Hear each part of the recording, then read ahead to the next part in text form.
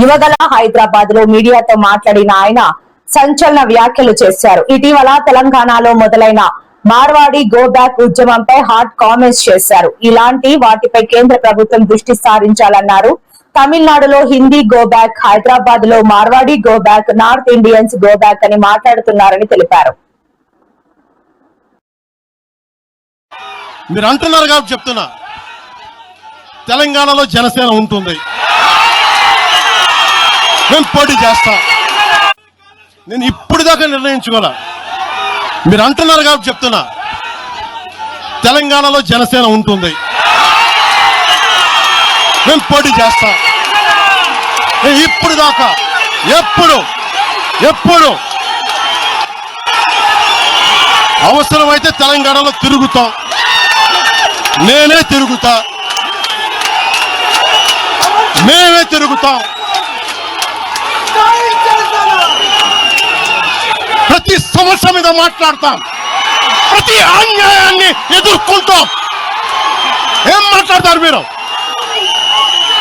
ఇది తెలంగాణ భారతదేశంలో అంతర్భాగం, మర్చిపోకండి. ఏ రోజున ఒక్క మాట మీకు కేసీఆర్ గారి గురించి కానీ ఇన్ని సంవత్సరాల్లో 12 సంవత్సరాల్లో ఒక్క తెలంగాణ నాయకుడిని ప్రభుత్వం ఏర్పాటు చేసినప్పటి నుంచి ఈ రోజు దాకా ఒక మాటలా నాకు ఈ మధ్యన వస్తా ఉంటే నువ్వు హైదరాబాద్లోకి ఎలా అడుగు పెడతావు, నీకు హైదరాబాద్లో ఏం పని? ఇది నేను ప్రత్యేకించి చెప్తా ఉన్నా. మీరెవరైనా నన్ను బెదిరించే వాళ్ళు మీ అయ్యే జాగీరా తెలంగాణ?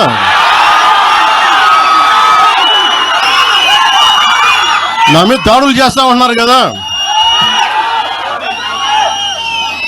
నాకు తెలంగాణలో బెదిరింపుల కంటే కూడా ఆంధ్రాలో బెదిరింపులు ఎక్కువ. నాకు తెలంగాణలో ఇంకా రానివ్వు అంటారు నన్ను, ఆంధ్రాలో అయితే తల తీసేయని అంటారు కోనసీమలో కొంతమంది.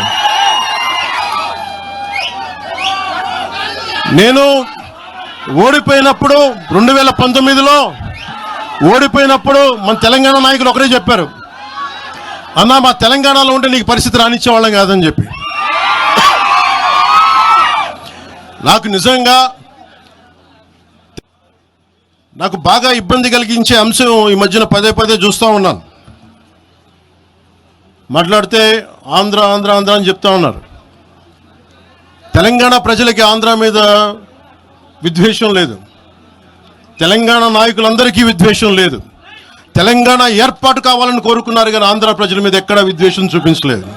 నిజంగా తెలంగాణ ప్రజలు కానీ మొత్తం తెలంగాణ నాయకులు కానీ విద్వేషం చూపించి ఉంటే ఈ రోజున ఒక్క ఆంధ్ర ప్రాంత వ్యక్తి కూడా ఇక్కడ తెలంగాణలో ఉండలేడు. ఇంకొక మాట చెప్తున్నాను,